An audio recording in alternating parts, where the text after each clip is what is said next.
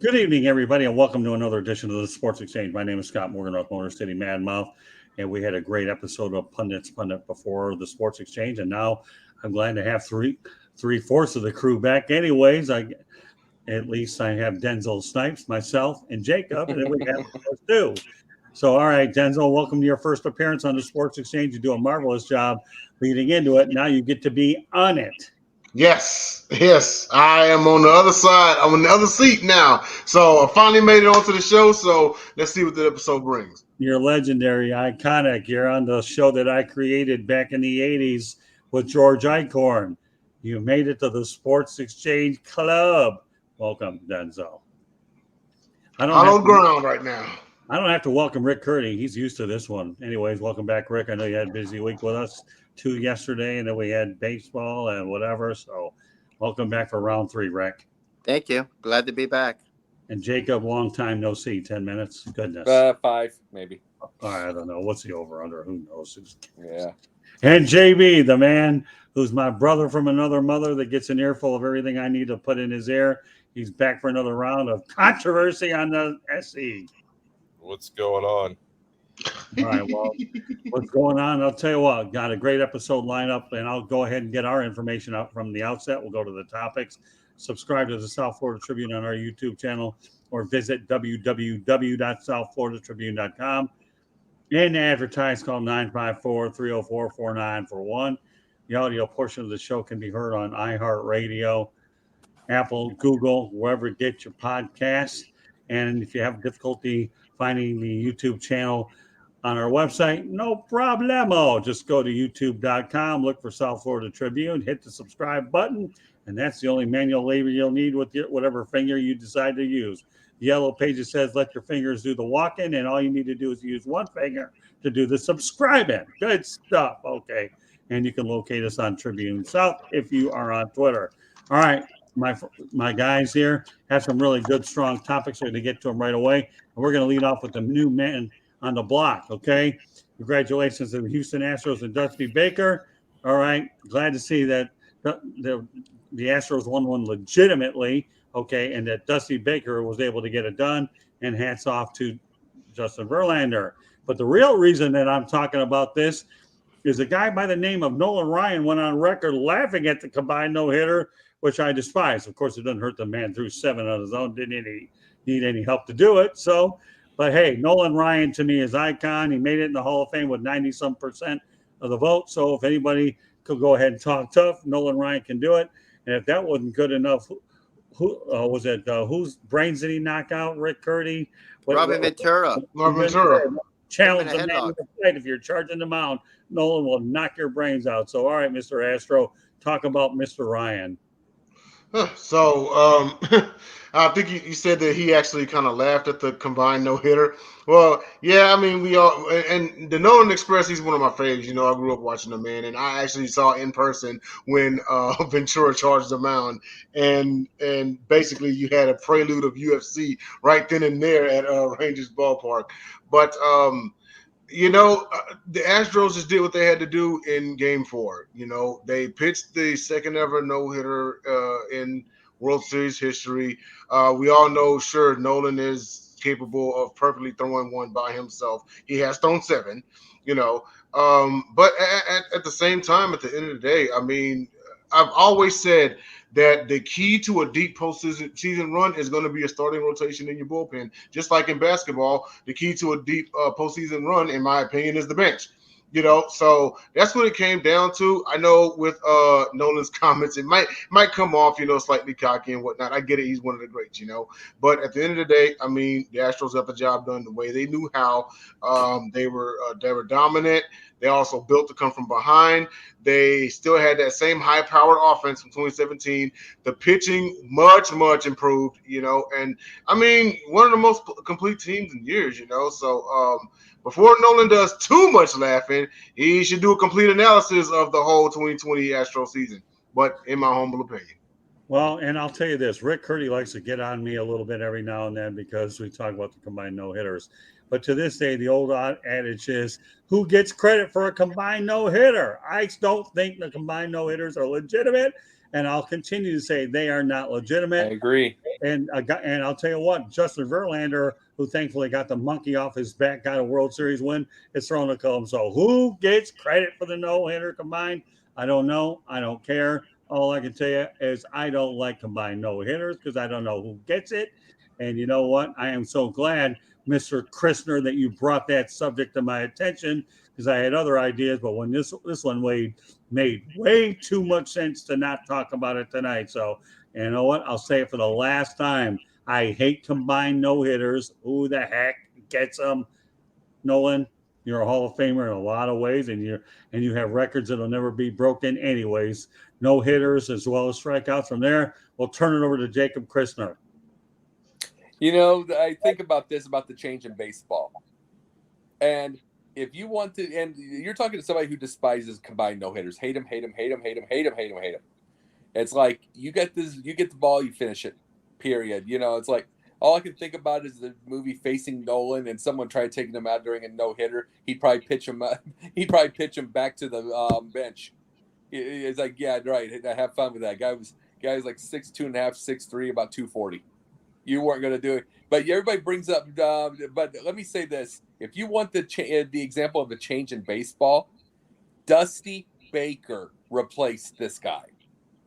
Replaced the guy with the no-hitter, Dusty, the guy who probably would, in like about a year or two ago, would have probably let somebody have 230 pitches just for the kicks. You know, just because he's the one accused, wrongly, of course, of ruining the Cubs pitching staff because he let him pitch forever. It's like he's just from an era from that, and he stopped it. He stopped the no-hitter, the single no-hitter, which tells you the change in baseball now. When the old guy I was telling Jay about this tonight. We're about to see him one day with a cane with the shaped like a baseball bat. So we're gonna see that he's the old sage, and he changed. So not to say we want to change or anything like that, but I want to bring something about Nolan fast. Everybody brings up Robin Ventura. That was an easy fight. Think about him standing up and going to a basically a tie, a stalemate with Dave Winfield, a dude the size of Dave Winfield. He basically got swung, missed, and he was a stalemate with Dave Winfield. This tells you how tough Nolan Ryan was. Okay, so give me your thoughts about Nolan Ryan downplaying the combined no-hitter. That's what I was bringing up about that. It was like that was the thing with that's how you can tell that that the world's changed in baseball when Dusty does it. But no, I think he's right. I think Nolan's right. I think you need because the biggest thing is we've gotten to a point now where people can't even get complete games. Right. It's like, I mean, they can't even get it. It's like you would think you'd get a complete game at 85 pitches. They're taking about 70. So it's like they're thinking about all this. You're overthinking things, and to me, you're hurting arms. You got to let them finish something like that, especially in the World Series. Well, I just want to add one small point. I see where y'all are coming from, but in just thinking in the mind of a manager for a second, okay? It's all about the preservation of your rotation. Need I remind everybody, Game 3 of the American League Divisional Series, how many innings did they go? Like about 18, 19? 18 innings. How many pitchers do you think got used? That's a lot of usage, bro. It's about, especially in the World Series. It's about the preservation of your rotation. Now, for the record, for everybody on the screen, I didn't care about the combined no-hitter. I mean, it was great that it happened, but I just wanted to win. That's it. I just wanted to win. You know, if the Phillies got a hit in the ninth inning, okay, just close the deal. Shut the door. Okay? I just wanted to win. But also at the same time, and just think about this, okay? In the mind of a manager, it's about preserving your pitching staff. Well, you know, Denzel, it would take a blind man to not know what cap you're wearing called the Astros. And number one, Ray Charles probably couldn't see it anyways, but the rest of us can. So the only thing I'll say about 70 pitches is nowadays that classifies as a quality start. And that's as far as I'm going with all these advanced analytics. I breathe you. Your Astros won. I'm glad they did. I'm glad Justin got another one, and I'm glad Dustin got the grill off his back. JB's been waiting patiently. Okay, JB, you're up next. So I can't wait for the headline in April. You know, the guy showed up at the clubhouse. Woohoo! Let's celebrate. It's a combined no-hitter. Get over it. It means absolutely nothing. It's a win, yes. Great series by the Astros. They were the better team, no question about it. Denzel, congratulations to you. It's nice to be that guy that roots for the right team. But the no-hitter, garbage. I got no problem with Dusty taking the guy out. Listen, you got to win the World Series. No-hitters mean nothing at this point of the year. It's about getting the trophy. Hopefully that they're clean. I believe Dusty would only be that way. So, I have no issues with that. Still hate the Astros with every fiber of my being. So I was rooting for anybody to beat them. And it could have been any team that had a combined no-hitter. It's the stupidest thing in the world. When the COVID was happening, we had 7 inning games, and a guy threw a no-hitter, and we couldn't count that as a no-hitter, when he couldn't have possibly went out to pitch the 8th inning. Even if he wanted to, there was nobody that was allowing him to. So that didn't count. We're going to talk about combined no-hitters. Get over it. It's a joke. Waste of time.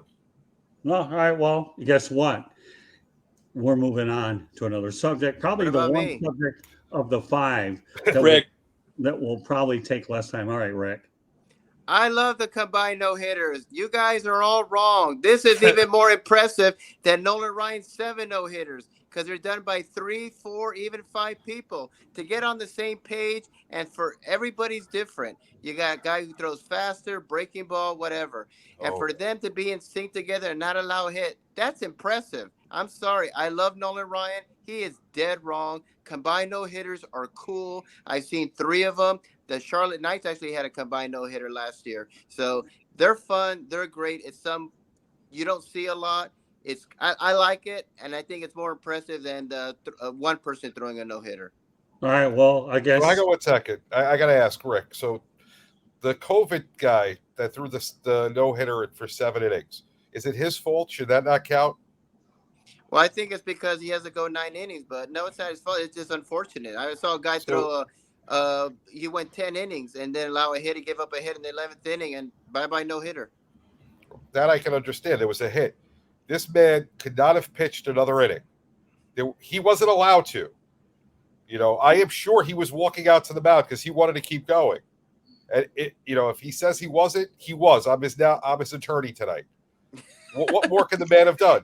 He pitched the complete game and a no-hitter. It's not his fault. The rules were different. That's like, beating who's on your schedule. You can't fault the team for beating a team that stinks. That's who's on the schedule. They don't make their schedule. True. He pitched a full game, didn't give up a hit. He has a no-hitter. Stupid rules. Yeah, no, I agree. All right, Rick. So you got your ability in front of this crew here to say how much you like the combined no-hitter. I love them. They're more impressive than Nolan Ryan's 7 no-hitters. All right. Well, you know what, Rick? You know what I think of the combined no-hitter? I like the fact that the Oakland A's can sell out the Coliseum more than I like the no-hitter, and that doesn't happen. So we'll leave it. 8,000 people that they get? Exactly. Maybe it's a AAA park out in Vegas. All right. On to the next subject while we have time to get to as many as we can.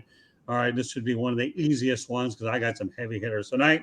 Are you actually ready for college basketball? To me, early November is too early. Starting in Thanksgiving or early December would make more sense when you have a bunch of mismatches anyways. I'm not ready for college basketball now. Rick, are you? Not really. I'm not really into college basketball, quite honest with you. We got 2 of the greatest the rivalry of all time with Duke and the Tar Heels here in North Carolina, but I'm not ready for it. March Madness, that's what people want to see. Right now, it's a bunch of, you're gonna see, Sarasota Community College versus Duke or something like that. People don't want to see that. A lot of it is just dumb games. Once in a while, you might see a little upset, but it's usually some community college versus some big school. So, no, I'm not ready for it. Yeah, every now and then you'll see some marquee games for sure. But to me, this time of the year, I'm not ready. All right, Denzel. Oh, I'm absolutely ready for it, But to Rick's point, don't you see the same thing in college football? Because sometimes in week 1, you see Alabama play Detroit Technical Institute, So it's the exact same thing. Yeah, all I'm saying is, if you're gonna say that about college basketball, extend that exact same criticism to college football. And as a matter of fact, the SEC is worse because they play these teams in week 8 and week 9. You see LSU play Townsend or something, and they use the same excuse. We beat up on each other all year, which is the lamest excuse I've ever heard. It's called in-conference play, but that's another story. I'm absolutely ready for it. It's something about that college basketball field that it brings to sports that's just something different. They always say that college fans are more passionate. I love it, and of course, it's a great build up to conference, championships and the conference tournaments, and then the March Madness and all. And I mean, if not for nothing, just be there for the highlights. All right. Well, you know what? I got a proposition for you, Denzel. Okay.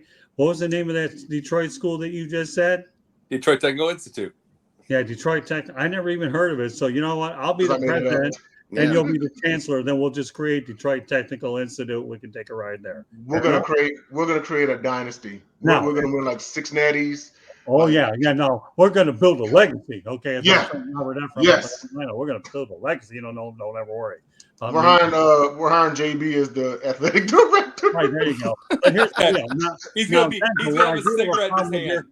There'll be no smoking office. Hold on. Where I do have a problem with your comparison though between football though and basketball, and knowing that I've worked with Florida Atlantic for a long time, some of these mismatches actually are good for these smaller schools because that's how they pay for their financial budget. Right. You don't get such a guarantee in college basketball as you do in football. So, I can understand where those games are relevant to the smaller schools, especially in college football versus college basketball. So, I mean, I had to go ahead when I was looking on my sports app and looking at how many games you have, and my arm was getting tired near the end of the bottom of the 200 and some games that you get where everything's broken up into it. So, the comparison between college basketball's early games and football to me doesn't quite dig, only because of the fact if you understand that if they're getting paid $500 to $1 million, that carries these other sports, secondary sports for a while throughout an athletic budget. But it is. I mean, it wasn't like that deep. All of a sudden, it's just it was just the comparison on the surface. That's all. Yeah, no, earlier in the season, you know what? You see the same thing. I'm kidding with you, man. I really am. This is your first rodeo on here, so we got to make sure we break you in the right way,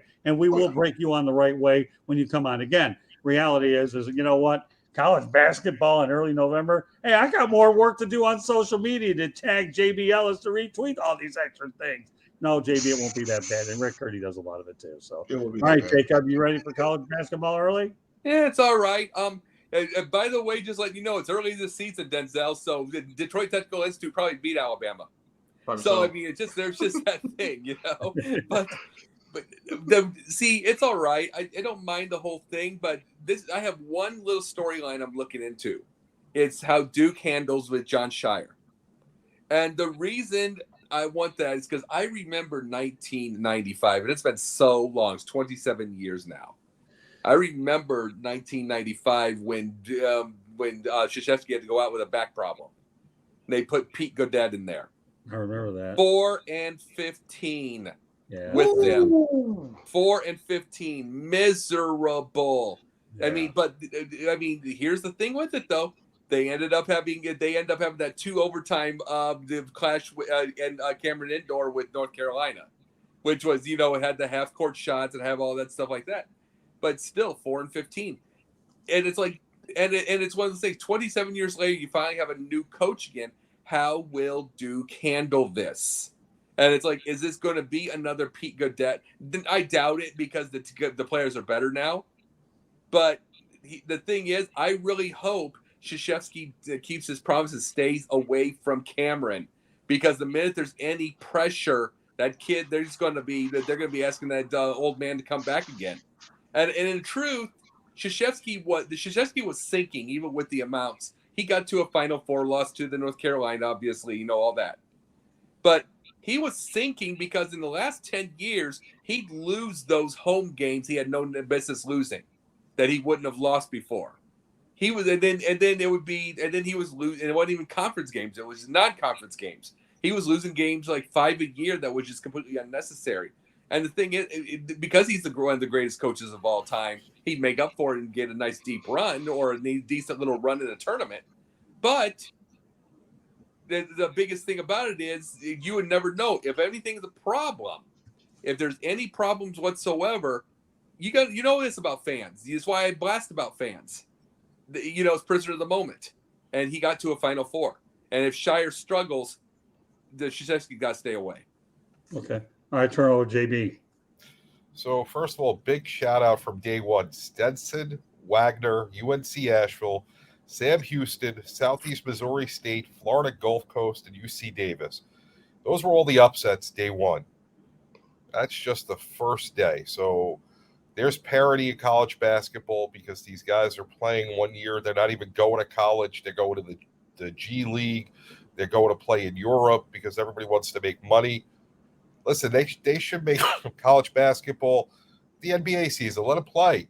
I want to see more of it. There's nothing better than watching college basketball. They play harder than the guys in the NBA. They don't give up. You know, they play the game well. You get these upsets that are phenomenal. As far as your comments on Krzyzewski, listen, the man fell into what basketball is in 2022, where he recruits guys for 1 year, 2 years, and then they're gone. You know, guys like Zion will never play 4 years. They're not there to get an education. They're there to get into the NBA, and that's all it is. And he has to do that. And it's hard to build chemistry. These aren't the teams back in the day, like with Leitner and Grant Hill, where they played together for 4 years. Yeah. And they learned each other, learned, everyone's skills, their weaknesses, their strengths. Those teams were unbeatable because they worked together. They knew each other inside and out. Now you have guys that are there 1 year. You have the John Calipari system in Kentucky where you get a year and, you're lucky you got the guy for the year because after 10 games, he doesn't want to get hurt anymore because he's going to the NBA. So it's very hard to coach at this level. And, it's great to see some of these smaller schools. I mean, a school like Wagner in Staten Island went and beat Temple. I don't know if any of you guys know anything about, New York City basketball. Mm-hmm. If I could tell you Wagner would probably not even be in the top 6 in New York City. And they went out and beat Temple, a big-time Division I school. So good for them. I've spoken to their head female coach, women's basketball coach, great guy. They're a good school. I'm glad to see that happen. But give me more college basketball. Let's let everybody play. These guys, they beat up on each other because there's no continuity. I love it. All right, so you're telling me that early November is not too early. You're okay with that? They could start August 1st and play till July 31st for me. I'm all in. Let's do it. Fair enough. That's fair enough. Okay, let's talk about the next topic, the surprise of the week. Jeff Saturday is the interim head coach of the Colts. Will be coaching on Sunday. How about that? Saturday on Sunday. My goodness, we are good. So he has owner Jimirsay's trust.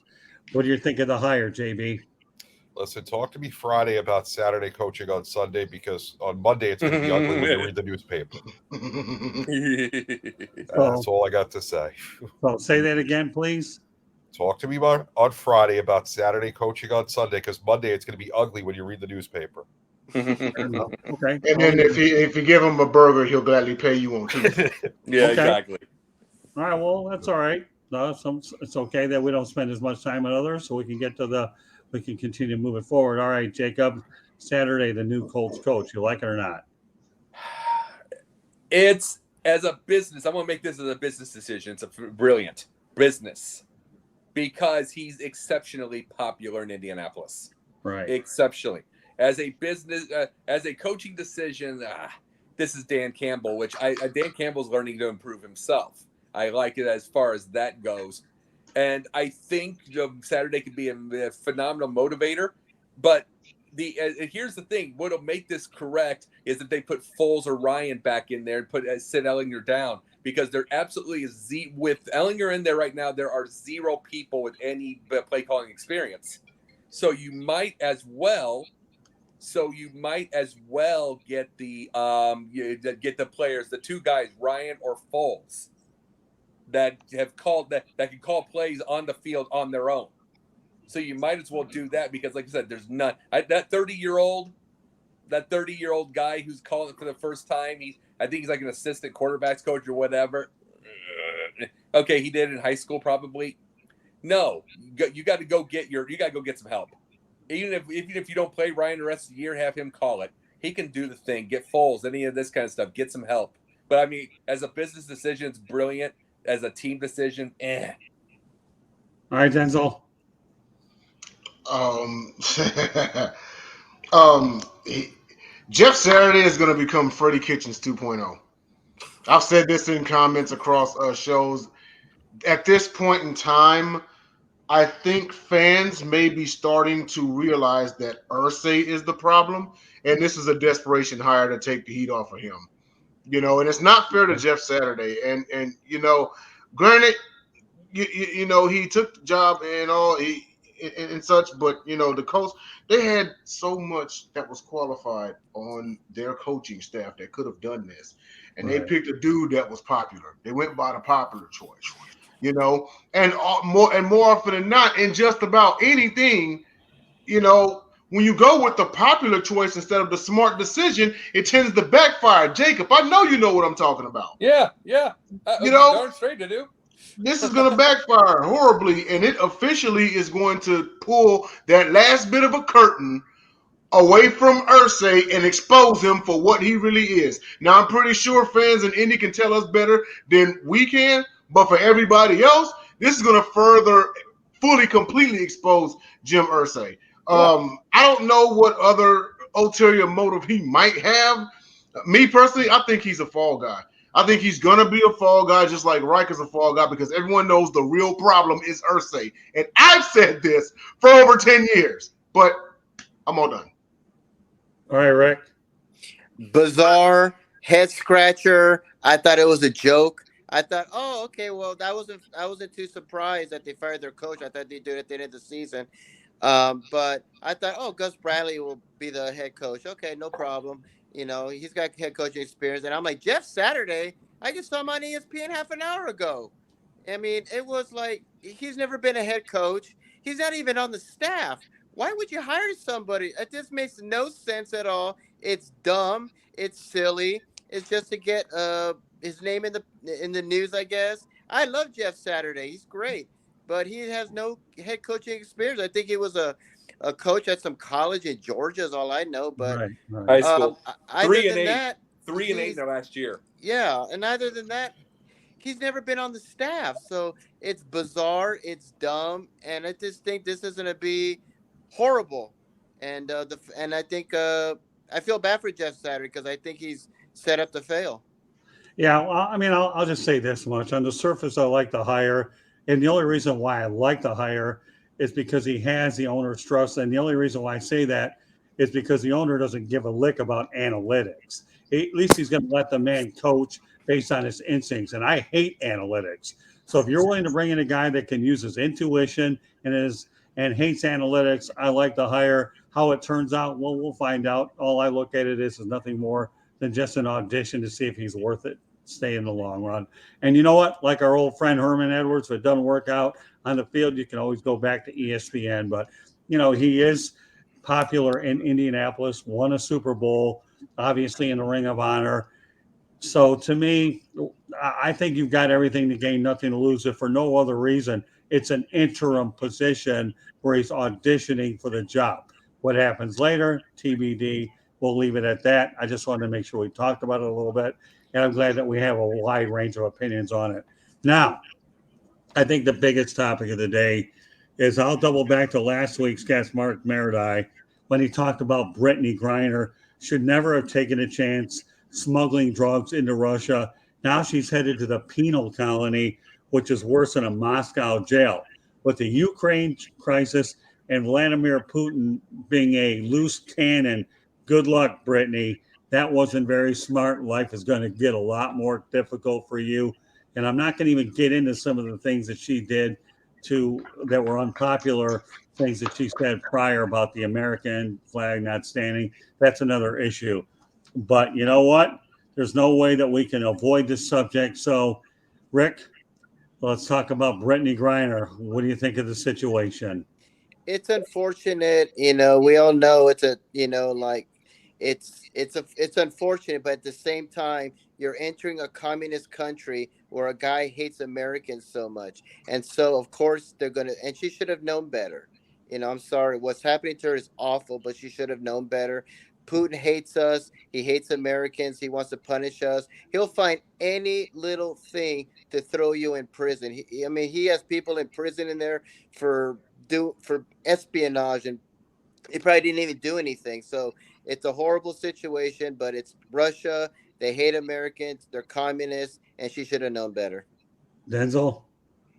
I'll go as far as saying, and I brought this up on, I believe it was Three Chicks in a Pod, but yes, she is a political prisoner. I full on believe 100% with every fiber of my being, if Ukraine was not going on right now, Brittney Griner would be home.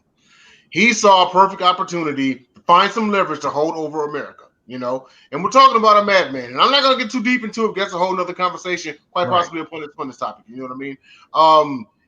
The man knows what he's doing, you know, and now he's got now the ball is not only in his court, but the game's in his favor in this one.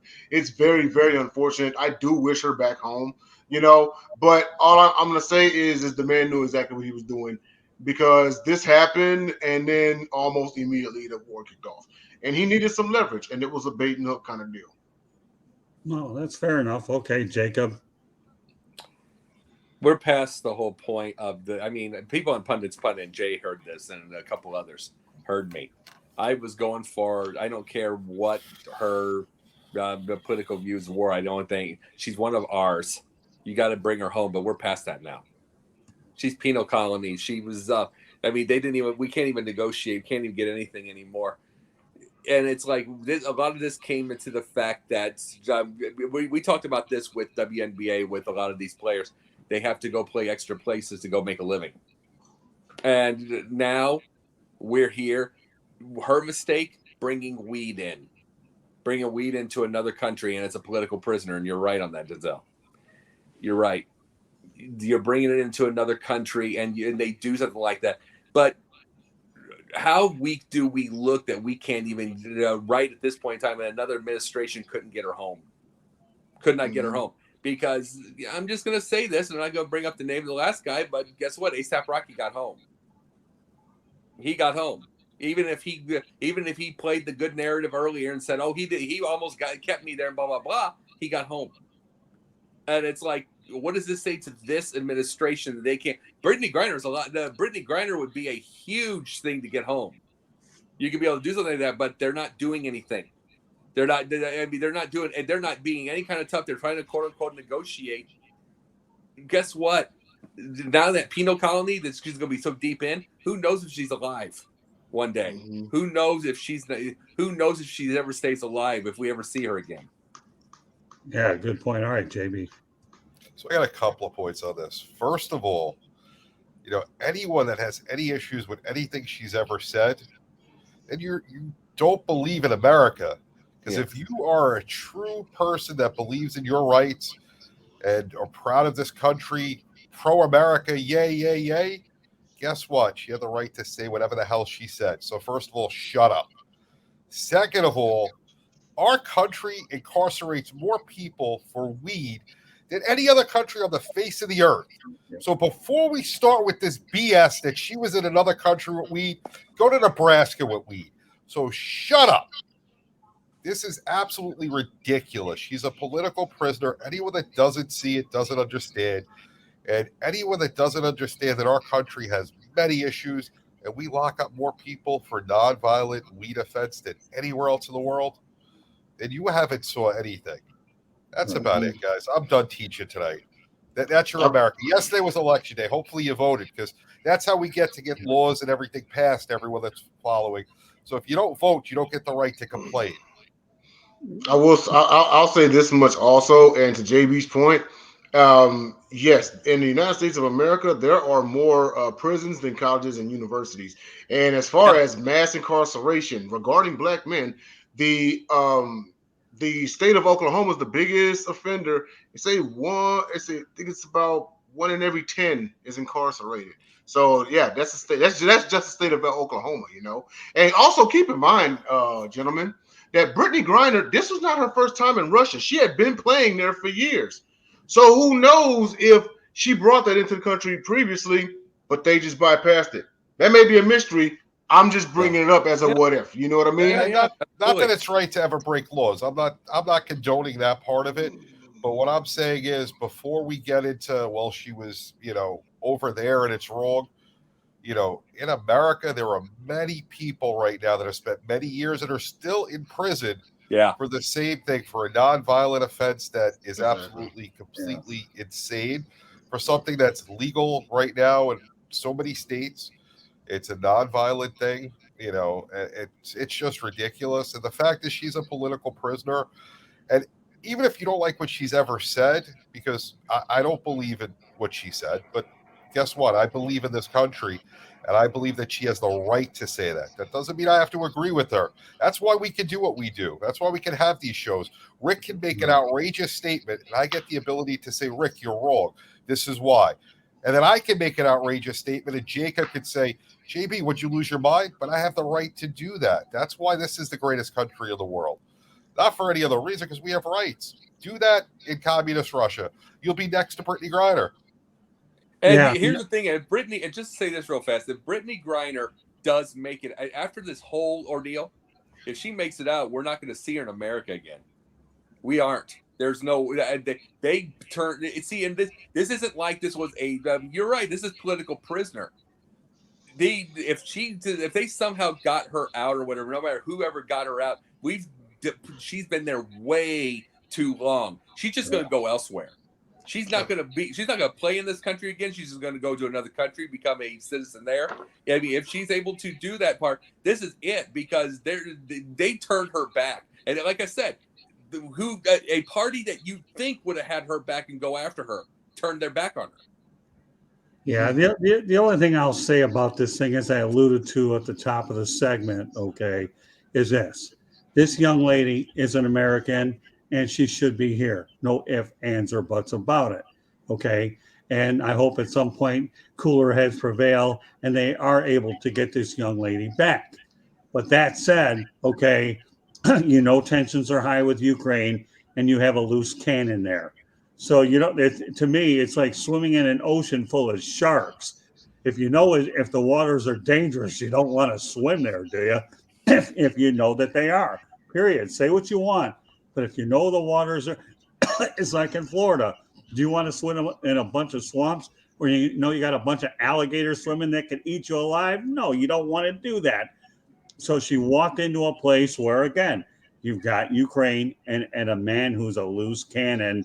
Unfortunately, I pray that this young lady comes back. I hope they find every way to do it. I don't feel good about it right now. The U.S. Embassy, from what I hear, is the last place that had spoken to her, the lawyers and all that. But I don't know. I had to bring it up tonight because, unfortunately, it's just one of those things where, as much as you hate talking about it, you can't dodge it either. And let's face the reality. I always like to know what I'm getting into before I commit to anything. I think we can all agree that if you know what you're getting into, unfortunately, there was a risk. You must put something in there. And she pleaded guilty for doing it and went through the legal process. Well, hold on. Okay, she may have pleaded guilty, whether she's programmed or not, but nevertheless, she did during a faulty, flawed legal system where it doesn't matter if you have lawyers, they don't mean anything. Unfortunately, she's paying a price, and it's just too bad. Yeah, the whole thing's a sham, and it's a shame. And there's so many layers of it that we could do shows on each particular topic of it, right, and be here for months. So all I can say is, if anyone out there thinks that Putin himself did not have any direct influence on the judge's decision, you're kidding yourself. Yeah, and we're talking about Russia and Putin. If you think he did not have any direct influence, you're fooling yourself. Well, that's a given. Okay, now we're going to go to the final thing, which would be a little easier for us to talk about, unless you live in Wisconsin, then it isn't so easy. Okay, but Aaron Rodgers hasn't thrown a 300-yard game in the last 13 through 3 interceptions in the red zone versus the Detroit Lions. So we know he had a bad day at the office at Ford Field. Will there be a Jordan Love sighting in December? All right. Well, since you volunteered by giving me your body language, Jacob, you can go ahead and lead off with this comment. JB found me a couple of years ago for when I was doing pundit points, and I was bringing this part up. I've never. One thing that JB's known about me is I don't back off on things. I don't flip flop. I've been saying this. Jordan Love, he's heard me. They've heard me. Jordan Love will not win a single solitary game for the Packers. He's terrible. And you are going to replace the. Let me say this part. Aaron Rodgers is a jerk. He's an absolute unmitigated jerk. Even before the whole thing with the vaccines and with all that kind of stuff, he was a jerk to his family. People forgot about all of the family stuff. It's the whole hit run thing. They're laughing at the struggles now because of political stuff. He's just getting older. But he is so far superior to Jordan Love, and people are going to see that so quickly. They don't need that. You know what we had with Tom Brady, and he had that game-winning touchdown last week, like about 12 seconds left. You know, he had that, I think, or 8 seconds left or something. Aaron Rodgers is still more than capable of doing that. He's still more than capable of pulling something like. Is he going to have the same year as he had in the previous years? No, his time's about done. Even if he would go to another thing, he's about done. His arm is obviously completely shot. But he's still one of the smartest quarterbacks we've ever seen in our life. You do not replace, even if he's not a Lamborghini anymore, he can be the Ferrari from Magnum PI, the 83. He can still be that. It's not going to beat the Bugatti today, but it still gets the job done. It still looks cool. He can still get the job done. I mean, Jordan Love's going to get nowhere. He's not going to win a game. All right, Denzel. Oh man, and you know what? There's still something in me. Call it foolish, but history has always shown us that even if they were down, something in me still expects this man to come back and still win the division. You know, or even at a minimum, because I think now it's almost a runaway, like the Vikings and take the division. Maybe the Packers can squeeze a wild card, but I mean, it's looking ugly right now. Now they have to switch up their game plan. They have to go to an all-run offense. I mean, because I don't know what is going on. It very well could be age. You're right, you know, because he's about 38, 39. Well, you know, Father Time catches up to people at different time periods. Obviously, it's catching up to Brady way further than it did Aaron Rodgers. But for them to have any hope this season, he's not going to win MVP. He's not. There's too many youngsters in the running right now. You know, it's kind of like Ben Roethlisberger. The year that they started off 11-0, that was his last kind of decent year. With Aaron Rodgers, he's going to have to rely on his running game, because throwing the ball ain't getting it done. Yes, he still is that smart quarterback. No one has taken his football IQ away, you know. But sometimes with age, it's like my brain thinks it can do it, but then your body tells another story. Because it's one thing to be 29, it's another thing to be 39. You get what I'm saying? So yeah, I think Father Time has finally caught up to him. I'm expecting him to still find a way to win a division, but I'm not banking on it. Can he still squeeze a wild card is a story. You tell me, can he? Oh, they got the Cowboys this weekend. He usually owns them. If he wins that game, I'll still give him a chance. Well, they're going to beat the Bears anyway. He owns them. I'm sorry, they're my Bears. But it's been 30 years. That's not going to change. Jordan Love ain't beating the Bears. Not with the way Fields is playing. I mean, Aaron Rodgers will play it one more time. He'll beat him. Well, and you know what? To your point, I just want to make it clear. Drafting Jordan Love was a scare move that backfired. Period. Yeah. Everyone on this panel knows he was not first-round material. It was a scare move that backfired. Love has no place on the Packers.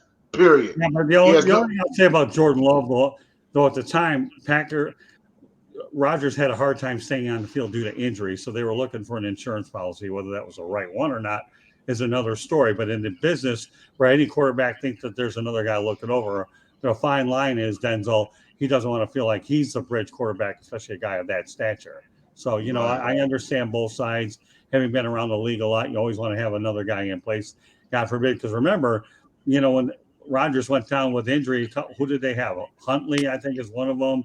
And then they had a few backup quarterbacks that were not that great as a result. So, you know, I understand it. I think it was a mistake because they should have taken a wide receiver and shown Aaron that you could at least get a top wideout to complement what they have. And now they're bare at that position. But yeah, I mean, so all right, we'll turn over to Rick. I'll have some thoughts on it as well.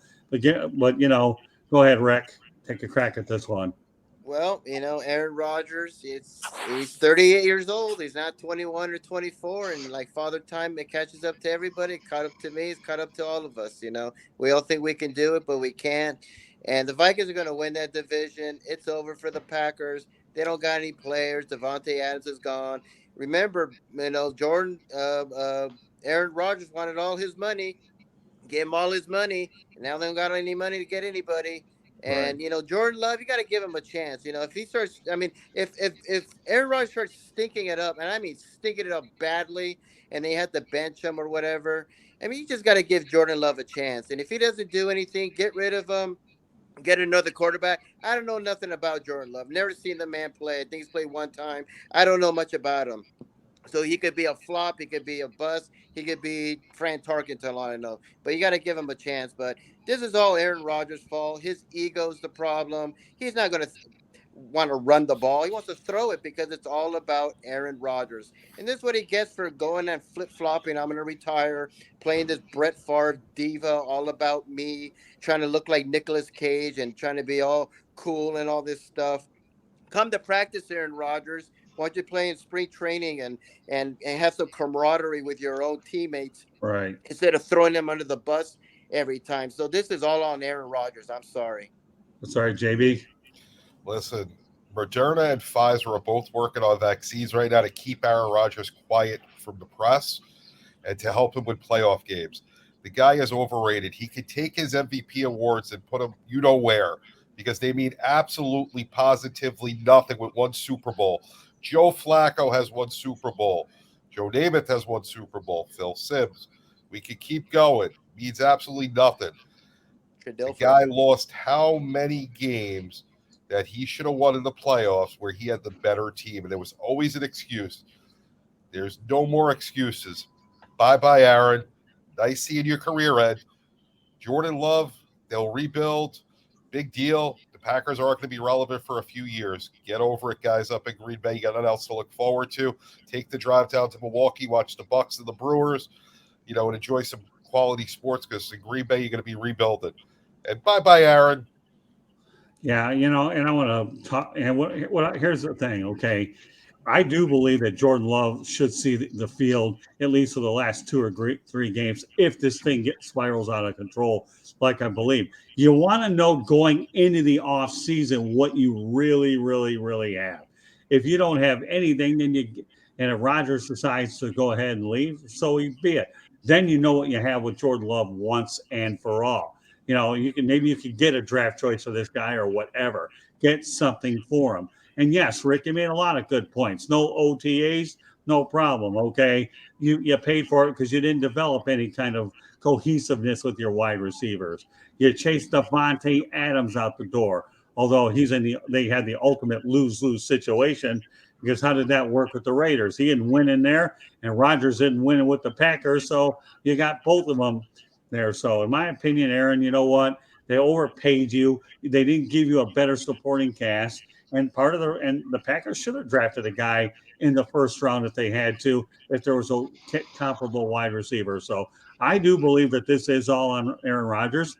And I think that Jordan Love should see the field, at least for whatever games he's able to get enough game film on him to see what you really, really have. So, you know, we'll see. But, you know, Aaron, you made your bed. You're going to sleep in it.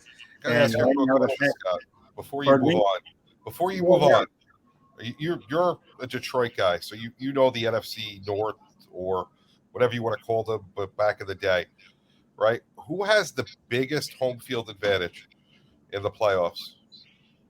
I mean, one would think that the Packers should have it. Right. And how cold does it get up in Green Bay in January? Oh, extremely cold. Talk to about a guy like me that's covered games in December. I know how cold it gets. Yeah. Floridians would frizzle. Pathetic that you could get home field advantage in the playoffs, lose to the Giants on one of the coldest days since the Ice Bowl. You know, Tampa Bay come back and beat you in January. Overrated. Waste. Yeah, I agree. Take the MVPs. They mean nothing. Yep. Paper champion. I agree. All right. Well, you know what? We got about 4 minutes left for parting shots. If you can make them brief, then we can do them. Rick, give me a brief parting shot. Well, is that? Well, you know, like I said, we've been talking about Aaron Rodgers. Him and Brady just need to retire, go away. They're old. You know, Brady made the mistake by, you know, if I was him and I won the Super Bowl with Tampa Bay and Jim Nantz said, "What are you going to do next?" I'm holding up that Super Bowl trophy. I'm done. Bye. I'm going to spend time with my family. He didn't do it. And we're where we are now.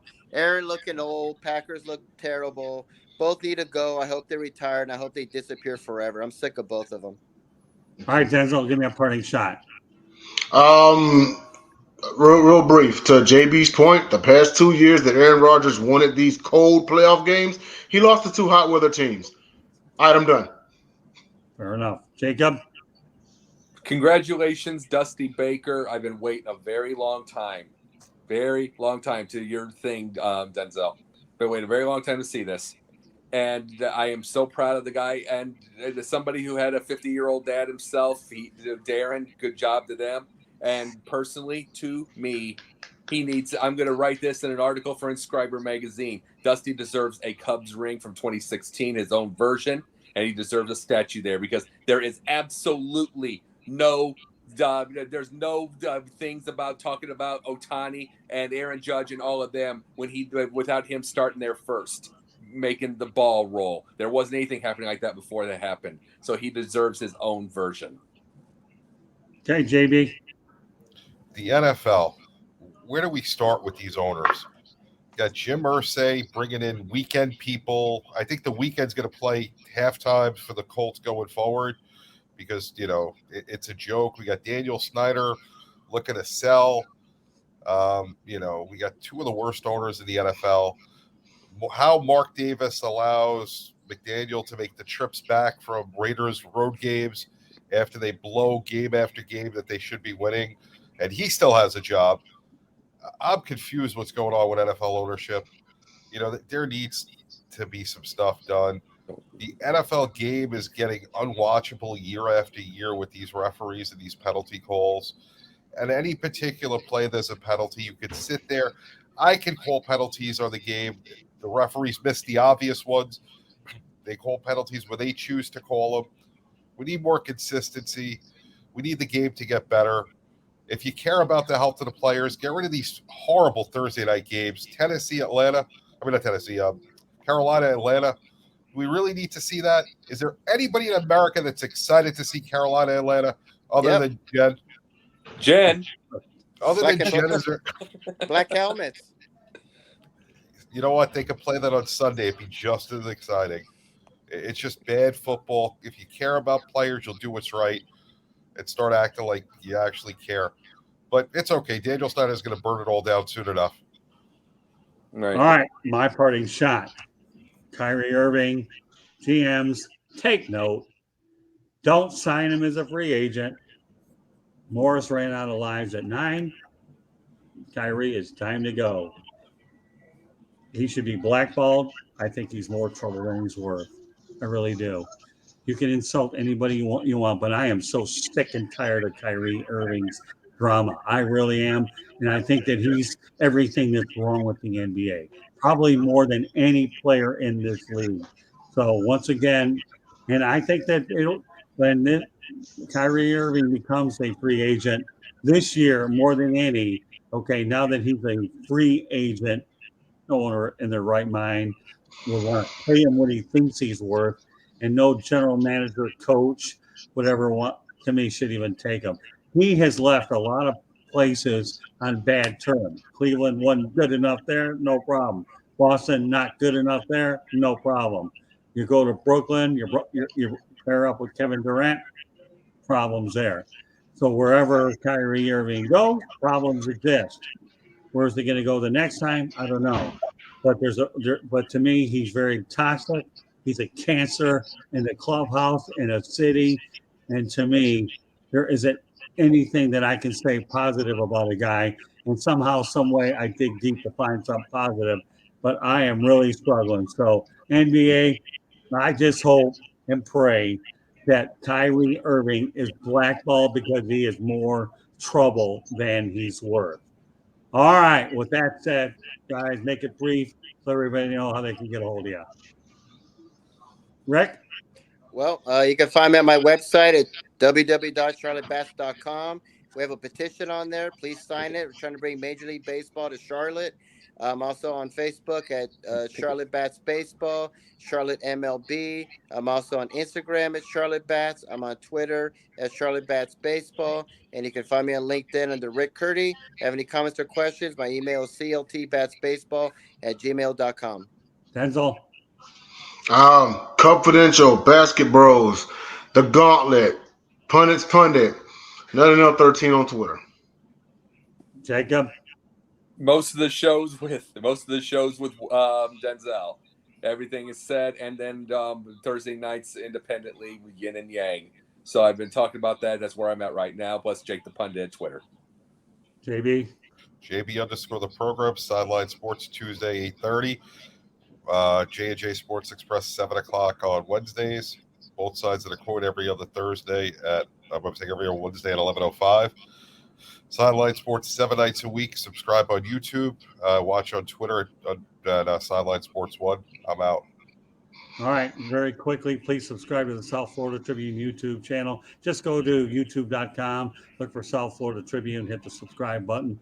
Our email address is southfloridatribune@gmail.com. You can go out there and send us your comments and so forth. And our website is www.southfloridatribune.com, and Twitter, it's at Tribune South. So that's the gist of it here. Special kudos to Candy Ebling, does a marvelous job. So great show tonight, guys. Glad to have the group here. And so on behalf of Rick Curdy, Denzel Snipes, JB Ellis, and Jacob Christopher, my name is Scott Morganroth. Thank you for joining us on this edition of the Sports Exchange. We'll catch you next week for our doubleheader with Pundits Pundit and the Sports Exchange. Good night, everyone, and have a great week. Bye-bye now. Good night. Later.